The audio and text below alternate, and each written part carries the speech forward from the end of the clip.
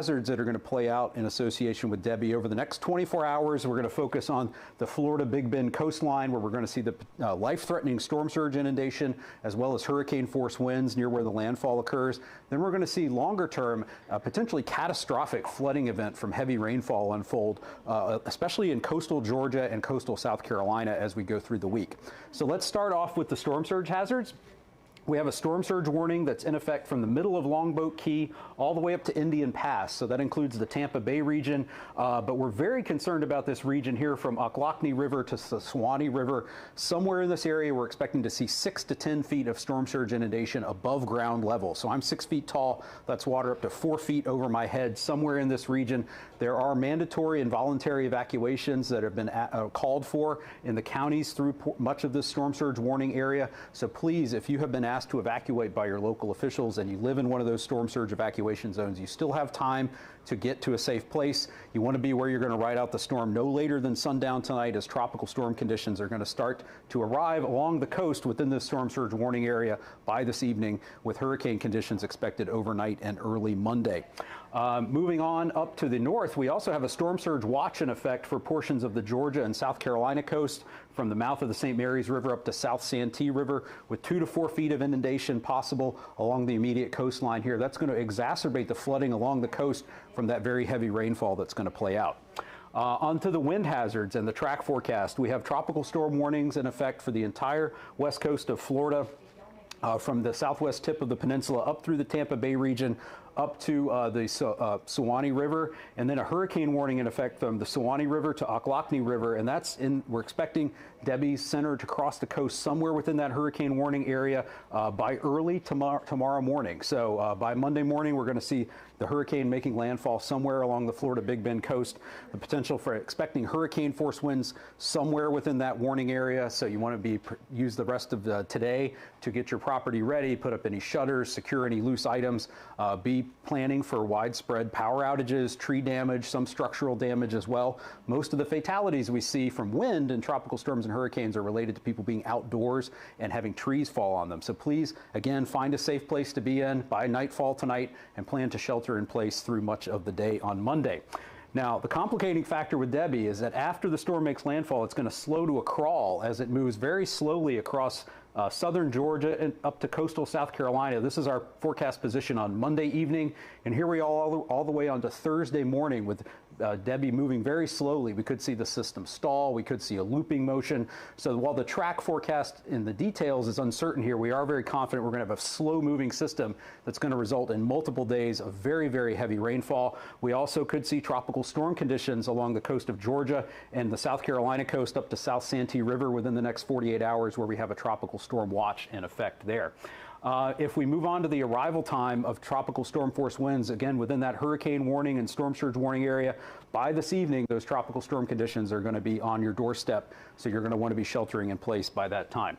Now let's move on to the rainfall threat, and this is going to really play out across North Florida, much of southeastern Georgia, southern South Carolina. These are flood watches and flash flood watches that are in effect now. But there are some really amazing rainfall totals being forecast, and amazing in a very bad way. Across North Florida, we're expecting widespread rainfall totals of 6 to 12 inches with isolated amounts as high as 18 inches. And then once we get into the Savannah, Hilton Head, Beaufort area up to Charleston, we're expecting widespread rainfall totals of 10 to 20 inches with isolated amounts as high as 30 inches. That would be record-breaking rainfall associated with a tropical cyclone for both the states of Georgia and South Carolina if we got up to the 30-inch level. And it's important to put that amount of rainfall into context, because what we're most concerned about is the potential for catastrophic flooding, especially as we go from Tuesday into Wednesday from places like Myrtle Beach, Georgetown, Charleston, Beaufort, Hilton Head, Savannah, everywhere you see in pink. That's the highest level alert that we can put out for the potential for flash flooding, and that's a level 4 out of 4 risk. The broader risk of significant flash flooding all the way from North Florida up through much of eastern Georgia and South Carolina into southeastern North Carolina as we go through the next several days. But I want to quickly go over what that high risk of flash flooding means. That means we're expecting widespread flash flooding, severe widespread flash flooding, and areas that don't normally flood will also experience flooding. And these high-risk days are where we see the majority of property damage and a large portion of the loss of life due to freshwater flooding, which has been the biggest killer in tropical storms and hurricanes in the United States over the last 10 years. So this is a very serious situation. You're going to want to pay attention to any flood watches or warnings that are issued and be prepared to move to higher ground as we go through the week. Finally, I want to touch on the tornado threat. We just had a tornado watch issued for much of the Florida Peninsula, from the Fort Myers area up through Tampa, Orlando, including Jacksonville and Tallahassee. This watch will be in effect until 8 p.m. tonight. As we get the daytime heating, we're going to see the rain band, the showers and thunderstorms associated with the rain bands on the east side of Debby become more intense, and we'll see what can usually be quick forming tornadoes occur. So again, have multiple ways to get warning information through a NOAA radio, apps on your smartphone, and wireless emergency alerts. So I want to just touch briefly again on the key points for Tropical Storm Debby that's expected to make landfall as a hurricane early Monday morning in the Florida Big Bend region. We're expecting heavy rainfall resulting in considerable flooding impacts from the Florida Big Bend region through southeast Georgia and the coastal plain of the Carolinas through Friday. And we could see potentially historic heavy rainfall amounts across southeast Georgia and South Carolina, resulting in possibly catastrophic flooding and significant river flooding through the week. There's the danger of life-threatening storm surge along the Florida Big Bend coast. We are expecting to see 6 to 10 feet of inundation above ground level within portions of that storm surge warning area between Ocklawahnee River and Sewanee River on Monday. So residents in those areas, please heed any evacuation advice you've been given by your local officials.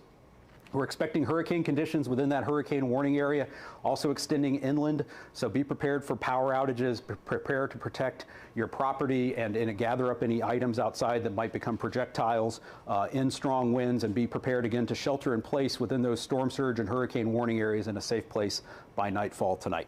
So you can get more information from us here at the National Hurricane Center at hurricanes.gov throughout the day. We'll be providing updates, and you can find more information on your local weather at your local National Weather Service office at weather.gov. So please stay tuned for more information. We'll be back with you with more later today. I'm Mike Brennan at the National Hurricane Center.